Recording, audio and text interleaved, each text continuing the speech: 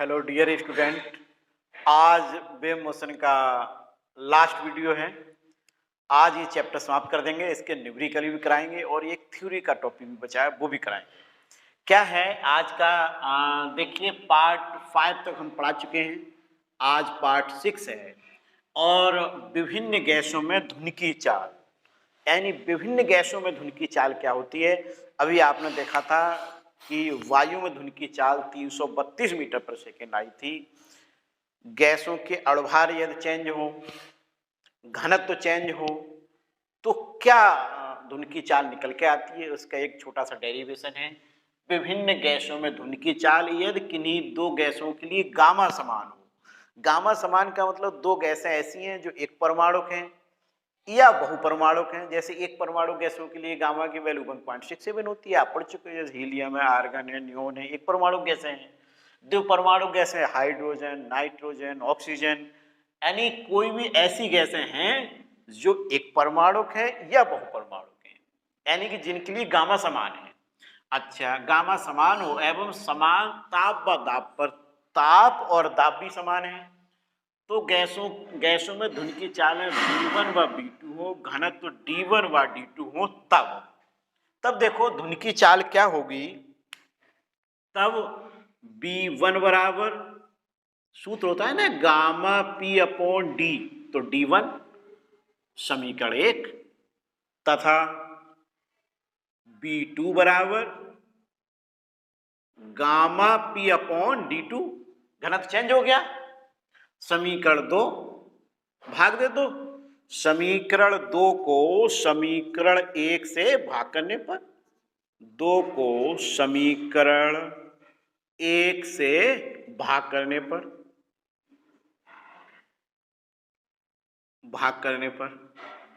दो को 1 से भाग दे दो तो क्या आएगा? देखो V2 अपॉन V1 अगर हम भाग करेंगे तो गामा P अपॉन D2, और देखो ये अपॉन में आके क्या होगा, उलट जाएगा, यानी D1 अपॉन गामा P। देखो गामा P से गामा P कट गया, B2 अपॉन B1 और D1 अपॉन D2, या V1 अपॉन V2 कर दें, या V1 अपॉन V2, अगर V1 अपॉन V2 करें तो क्या आएगा? D2 अपॉन D1, यानी इसका मतलब क्या हुआ, गैसों का अनुपात, यानी दो विभिन्न गैसों में ध्वनि की चालों का अनुपात उनके घनत्वों के वर्गमूल के व्युत्क्रमानुपाती होता है। क्या बताया? यानी कि उनके वेगों का अनुपात, यानी दो विभिन्न गैसों में ध्वनि के वेगों का अनुपात गैसों के अणुभारों के वर्गमूल के व्युत्क्रमानुपाती होता है। अब देखो इसके बाद कभी कभी ये आ जाता है अणुभार दिए हो या तो घनत्व है ना, घनत्वों के व्युत्क्रमानुपाती होता है। अब देखो यदि अणुभार, यदि अणुभार यानी जो गैसें हैं उनके अणुभार M1 व M2, तब देखो सूत्र क्या होगा, B1 बराबर गामा P अपॉन D, यहां लगाया, यहां लगाएंगे gamma RT upon M, T समान है ना, यहां पर देखो दाब समान है। अच्छा, तथा B2 बराबर गामा RT अपॉन M2, भाग दे दो। देखो गामा तो समान है, R भी समान है, R कांस्टेंट होता है, T भी समान है, आप पहले लिख चुके हो, देखो ताप समान है। V1 अपॉन V2 कर देते हैं, V1 अपॉन V2 करेंगे तो गामा RT अपॉन M1, और यहाँ क्या आएगा, M2 अपॉन गामा RT। देखो ये कट गया, यानी V1 upon V2 M2 upon M1, ये आ गया। क्या निष्कर्ष निकला? यानी दो विभिन्न गैसों में यह ताप व दाब समान हो, गामा भी समान हो, तो उनके वेगों का अनुपात अणुभारों के वर्गमूल के व्युत्क्रमानुपाती होता है और घनत्वों के वर्गमूल के व्युत्क्रमानुपाती होता है। तो जब न्यूमेरिकल में देखेंगे क्या दे रखा है, M2 M1 अणुभार दे रखे हैं तो ये लगा देंगे, और घनत्व दे रखे हैं, तो ये लगा देंगे। अब देखिए इसमें एक छोटा सा टॉपिक और है, वो आप पढ़ लेना, आसान है। अब ये चैप्टर समाप्त हो गया, अब मैं इसके न्यूमेरिकल कराऊंगा। यानी कि हमने आज थ्योरी समाप्त कर दी, अब न्यूमेरिकल कराएंगे। न्यूमेरिकल भी ठीक से देख लीजिए। न्यूमेरिकल लगाने से पहले देखो हमें सूत्र भी आने चाहिए। सबसे पहले तो मैं इसको रफ कर देता हूं, आप लोग इसको लिख लेंगे। देखो इसको रफ कर देते हैं।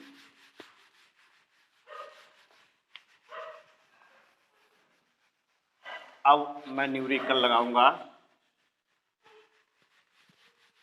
देखो न्यूमेरिकल लगाने से पहले कोई भी चैप्टर है उसके हमें फार्मूले आने चाहिए। अब फार्मूले इसके क्या थे, आपको याद आ रहा होगा। सबसे पहला फार्मूला लोहे के लिए यानी कि धातुओं के लिए, V बराबर रूट बाई अपॉन डी। द्रव के लिए क्या था, B बराबर root B upon D. Gas के लिए भी था, लेकिन न्यूटन के अनुसार क्या सूत्र निकल के आया था, B बराबर रूट पी अपॉन डी। ये किसका सूत्र है, न्यूटन का। और लाप्लास का क्या सूत्र निकल के आया था, देखो V बराबर गामा पी अपॉन डी। और क्या निकल के आया था, gamma R T upon M. एक सूत्र और आपने सिद्ध किया था, बी टी बराबर वी जीरो 0.61 टी। अच्छा, इससे पहले एक और हमने पढ़ाया था जिसमें B बराबर एन लैम्डा और n बराबर 1/t, ये पढ़ाए थे, आवृत्ति आवर्त काल में संबंध। अच्छा, एक ये पढ़ाया था, एक अभी अभी और हमने पढ़ाया, V बराबर यहाँ न लिख के यहाँ लिखते हैं, B बराबर नहीं V2 अपॉन V1 या V1 अपॉन V2 कर लो। V1 अपॉन V2 तो यहाँ क्या आएगा, D2 अपॉन D1। और अगर V2 अपॉन V1 करें तो आएगा D1 अपॉन D2, व्युत्क्रमानुपाती होता है। अच्छा, इसके बाद एक और पढ़ाया था अभी,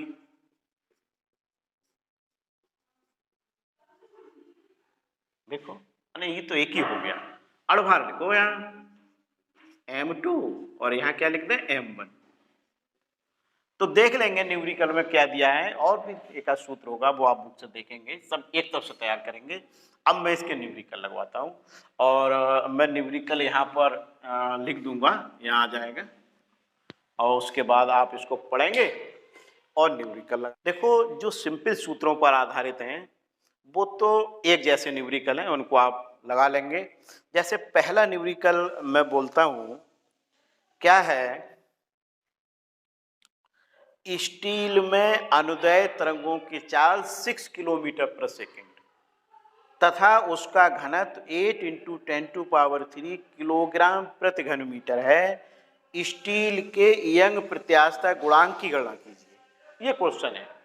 देखो क्या है, पहला क्वेश्चन हमने जो आपको बोला है स्टील का, यहाँ क्वेश्चन लिखे आ जाएगा, हम यहाँ लिख देंगे। देखो क्या है, स्टील में अनुदैर्ध्य तरंगों की चाल 6 किलोमीटर प्रति सेकंड, तो B बराबर 6 किलोमीटर प्रति सेकंड। इसको हम लिख सकते हैं 6 × 10⁻³ मीटर प्रति सेकंड। किलोमीटर को मीटर में चेंज कर लिया। इसके बाद देखो अगला क्वेश्चन, अगला जिसमें दिया है उसका घनत्व यानी D 8 × 10⁻³ किलोग्राम प्रति घन मीटर। क्या पूछा गया है, यंग प्रत्यास्थता गुणांक पूछा गया है y। तो अभी अभी सूत्र हमने बताया था, B बराबर रूट बाई अपॉन डी। अब देखो ये ऐसा करो, V² बराबर बाई अपॉन डी, वर्गमूल हट गया, क्या निकालना है, y बराबर d गुणा V²। d देखो कितना है, 8 × 10⁻³ B² यानी इसका वर्ग में सीधे लिख देता हूँ 36 × 10⁶। देखो वर्ग कर दिया ना, इसका वर्ग देखो 8 48 8 × 24 और 4 28 और 10 की पावर देखो कितना हो जाएगा 9। इसको हम ऐसे भी लिख सकते हैं 2.88 × 10⁻11। कैसे आ गया, देखो दो स्थान पहले पॉइंट लाए तो घातें 2 बढ़ गई, सॉल्व हो गया। कितना सरल क्वेश्चन है। देखो दूसरा भी यहाँ लिख के आ जाएगा, जो मैं पढ़ूंगा उसको मैं बुक से फोटो यहाँ भेज दूंगा, तो आप पढ़ लेना। मैं यहाँ देख के पढ़ लेता हूँ। अगला क्वेश्चन है, यदि जल का आयतन प्रत्यास्थता गुणांक, जल का आयतन प्रत्यास्थता गुणांक का मतलब होता है वल्क मॉडुलस, बी दिया है 2 × 10⁹ न्यूटन प्रति वर्ग मीटर तथा घनत्व 1 × 10⁻³ किलोग्राम प्रति घन मीटर। तो जल में ध्वनि की चाल क्या होगी? तो जल में ध्वनि की चाल देखो, हमने लोहे के लिए, धातुओं के लिए, स्टील के लिए ये बताई थी, और द्रव के लिए यहाँ सूत्र बताया था। क्या बताया था? V = √B/d, ये आपको बता चुके हैं। अब देखो सॉल्व कर लो इसको, देखो हल कर लेते हैं। B की वैल्यू कितनी है? 2 × 10⁻⁹ इसको जो 10⁻³ और 9 काटेंगे तो यहाँ जानते हो कितना रह जाएगा? 2 × 10⁻⁶ रह जाएगा, क्योंकि 3 ऊपर जाके इससे घट गए, 6 बचे। अब इसका ले लो वर्गमूल, 2 का वर्गमूल कितना आता है? 1.414, इतना ले लो। और यहाँ कितना हो जाएगा? 10⁻³ इसको अगर सॉल्व करेंगे तो ये आ जाएगा मीटर प्रति सेकंड। सॉल्व हो गया, यानी 1414 मीटर प्रति सेकंड सॉल्व हो गया। तो देखो 2 क्वेश्चन तो मैंने सॉल्व कर दिए। अब मैं अगले 2 क्वेश्चन लूंगा, इनको रफ कर देता हूं। यहाँ दोनों क्वेश्चन लिखे आ जाएंगे, आप देख लेना। अब देखो अगला क्वेश्चन लेता हूं। न्यूमेरिकल लगाना बहुत आवश्यक होता है, और न्यूमेरिकल तभी लगते हैं जब आपने पिछले थ्योरी के सारे वीडियो देख लिए होते हैं। थ्योरी है तैयार नहीं है तो न्यूमेरिकल फिर नहीं हो पाता है। अब देखो अगला क्वेश्चन, किस ताप पर वायु में ध्वनि की चाल 0 डिग्री सेंटीग्रेड पर ध्वनि की चाल की 1.4 गुनी हो जाएगी? यानी किस ताप पर वायु में ध्वनि की चाल 0 डिग्री सेंटीग्रेड पर ध्वनि की चाल की, यानी हमारे अनुसार क्वेश्चन ये तीसरा है। देखो 0 डिग्री सेंटीग्रेड पर ध्वनि की चाल की 1.4 गुनी हो जाएगी किस ताप पर? यानी वायु में ध्वनि की चाल 0 डिग्री सेंटीग्रेड दे रखा है। देखो यहां लिख दो, माना V1 = V और V2 बराबर दे रखा है 1.4 गुनी, तो V2 = 1.4। अच्छा, और T1 ये दिया है 0 + 273, कितना हो जाएगा? 273 केल्विन। ये T1 हो गया, और T2 हमें निकालना है। देखो इस टाइप का क्वेश्चन ज्यादातर परीक्षा में आता है। तो जो सूत्र हमने पढ़ा था, सूत्र क्या पढ़ा था? अभी हमने बताया भी था, γ/RT/m, क्योंकि इसमें T दिया है और V दिया है के अनुसार V अनुक्रमानुपाती √T से, ये देखो जी γ/R/m छोड़ दिया, इसका कोई मतलब ही नहीं है। V अनुक्रमानुपाती √T से आप क्या लिख सकते हैं? V1/V2 T1/T2।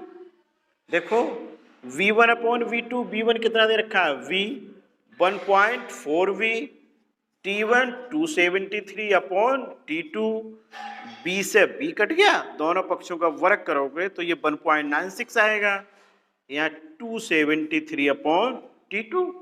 अब देखो T2 = 273 1.96, इससे इसकी आप मल्टीप्लाई कर लेंगे तो ये किस में आएगा? ये केल्विन में आएगा। T2 = इतना केल्विन। और अगर इसको हम डिग्री सेल्सियस में लिखें तो स्मॉल t2 लिख देते हैं डिग्री सेल्सियस में, और मैं उत्तरी लिख देता हूं तो आएगा 260 डिग्री सेल्सियस। 262 डिग्री सेल्सियस, इसकी गुणा कर लेना, और मैं अभी करूंगा तो समय ज्यादा लगेगा, आप लोग कर लेना। अब फिर देखो अगला क्वेश्चन, अगला इसी टाइप का। अगला क्वेश्चन मैं पढ़ रहा हूं, इसमें लिखा है किस ताप पर वायु में ध्वनि की चाल 0 डिग्री सेंटीग्रेड पर ध्वनि की चाल की 1.5 गुनी हो जाएगी। क्या दिया है? 1.5 गुनी। तो देखो V1 बराबर V, V2 बराबर कितना लिख दें? 1.5 V, और T1 बराबर 0 डिग्री सेंटीग्रेड है, तो 0 प्लस 273 यानी 273 केल्विन, और T2 बराबर आपको ज्ञात करना है। तो सेम ऐसा ही यहाँ देखो V1 अपॉन V2 यहाँ कितना लिखेंगे? 1.5, यहाँ 1.5 का वर्ग 2.25, फिर 2.25 और इसकी मल्टीप्लाई करना, फिर आंसर आ जाएगा। और आंसर मैं लिख देता हूँ स्मॉल T2 यानी डिग्री सेल्सियस में जो निकल के आएगा वो आएगा 341.25 डिग्री सेल्सियस। कर लेंगे। देखो 2 हो गए। अगला क्वेश्चन इसी टाइप का और है, किस ताप पर वायु में ध्वनि की चाल 50 केल्विन ताप पर चाल की दुगनी हो जाएगी। देखो यहां लिख देता हूं मैं, यहां लिख देता हूं, वहां पे क्वेश्चन ही लिख के आएंगे। देखो अब क्या है? दुगनी हो जाएगी, तो B1 बराबर V, B2 बराबर 2B, और यहाँ दिया है ना 50 केल्विन। आप पढ़ेंगे यहाँ क्वेश्चन 50 केल्विन, तो ये T1 50 केल्विन दिया है, T2 निकालना है। इसमें क्या था? इसमें डिग्री सेल्सियस में दे रखा था, इसमें केल्विन में दे रखा है, तो डायरेक्ट उत्तर केल्विन में ही आएगा। देखो हल कर लोगे तुम। B1 अपॉन V2 यहाँ कितना आएगा? 2 का वर्ग कितना आएगा? 4, यहाँ 50 तो 200, T2 बराबर 200 केल्विन, और डिग्री सेल्सियस में निकालोगे तो डायरेक्ट देखो कितने जल्दी हल हो गया, -73, यानी 200 में से 273 घटाओगे तो माइनस का बचेगा। ये भी सॉल्व हो गया। अब देखो इसी टाइप का मैं अगला क्वेश्चन पढ़ लेता हूं। अगला क्वेश्चन है, किस ताप पर वायु में ध्वनि की चाल 27 डिग्री सेंटीग्रेड पर चाल की दुगनी हो जाएगी। इसका उत्तर भी दे रखा है 927, यानी दुगनी हो जाएगी, तो यहाँ V यहाँ कितना हो जाएगा? 2V, 27 जोड़ेंगे तो 300, और 300 और यहाँ आएगा 4, यानी 1200 केल्विन, और 1200 केल्विन में से अगर घटाओगे 273, 927 डिग्री सेंटीग्रेड बचेगा। ये भी आप हल कर लेना, मैं यहाँ लिख दूंगा क्वेश्चन, स्वयं हल करना। अगला दिया है, किस ताप पर वायु में ध्वनि की चाल 20 डिग्री सेंटीग्रेड पर ध्वनि की चाल की 1.8 गुनी हो जाएगी। तो 1.8 कर देंगे, यहाँ 20 है तो 293, इसको थोड़ा सा गुणा भाग ज्यादा है, इसमें आसान है, कर लोगे आप लोग। अच्छा, ऐसे तापमान की गणना कीजिए जिसमें वायु की ध्वनि की चाल 0 डिग्री सेंटीग्रेड पर ध्वनि की चाल की दुगनी हो जाए। ये भी वही है, दुगनी हो जाए, कर लेंगे। अच्छा, ये मैंने एक जैसे बहुत सारे क्वेश्चन आपको करा दिए, 1 2 3 4 5 6 7 है, इन पर आधारित कैसे क्वेश्चन है 7, और फिर वो V बराबर root Y upon D, V बराबर root B upon D, P upon D, gamma P upon D पर आधारित हैं, उनको आप लगा लेंगे। अच्छा, अब देखो एक क्वेश्चन है, ये थोड़ा सा चेंज है, यहाँ लिखा आएगा तो मैं सॉल्व भी कर देता हूं। यहां लिखा जाएगा, यह है, किस ताप पर ऑक्सीजन में ध्वनि की चाल वही होगी जो 28 डिग्री सेंटीग्रेड पर नाइट्रोजन में है। ऑक्सीजन व नाइट्रोजन के अणुभार 32 व 28 है।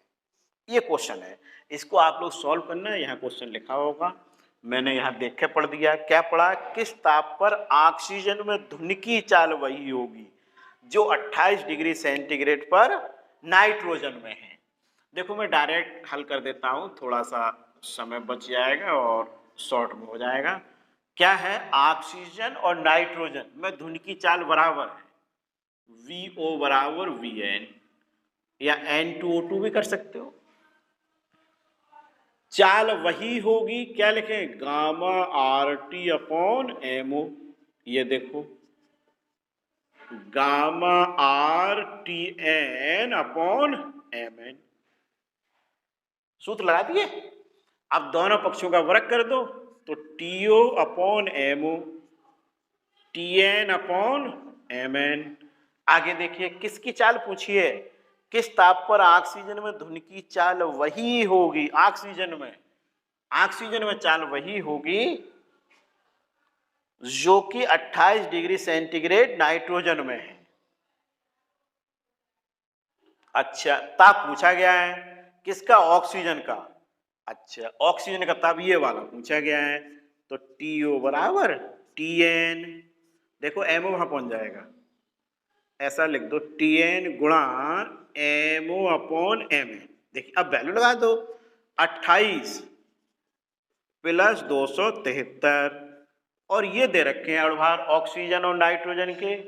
ऑक्सीजन का दे रखा है 28, नहीं ऑक्सीजन का 32 होता है, 16 दूनी 32, और ये दे रखा है 28। इसको सॉल्व करना है, इसको सॉल्व करो, देखो 8 3 11, यानी TO बराबर 8 3 11, हाथ से लगा 1, 7 2 9 और 3, 301 आएगा। जोड़ेंगे कितना आएगा? 301, और यहाँ कितना है? 28 अपॉन 32 अपॉन 28। अब इसको काटो, देखो 7 से कट जाएंगे, 7 चौक 28 और 7 चौक 28, 2 बचे, 7 या 21। अब तो ये कट जाएगा, 4 8 32, यानी TO बराबर देखो 8 या 24, 8 चौक 32, 2 34, इतना केल्विन आ गया, 344 केल्विन। हाँ सही आ गया उत्तर। अब ये केल्विन में आया, अगर मैं स्मॉल यानी डिग्री सेल्सियस में निकालूं, स्मॉल TO कर दूं तो 273 घट जाएगा। तो देखो यहाँ हो गए 14, और 4 में तो बिना हासिल के घट रहा है, यहाँ 14 हो गए, यहाँ 7 बचे, इतना ही बचेगा डिग्री सेल्सियस। तो ये भी आ गया। तो इस टाइप का क्वेश्चन भी परीक्षा में आ सकता है। और जो मैंने अभी 6-7 क्वेश्चन एक जैसे बताए थे और वो उससे पहले सिंपल सूत्र के थे, लगा लोगे सब।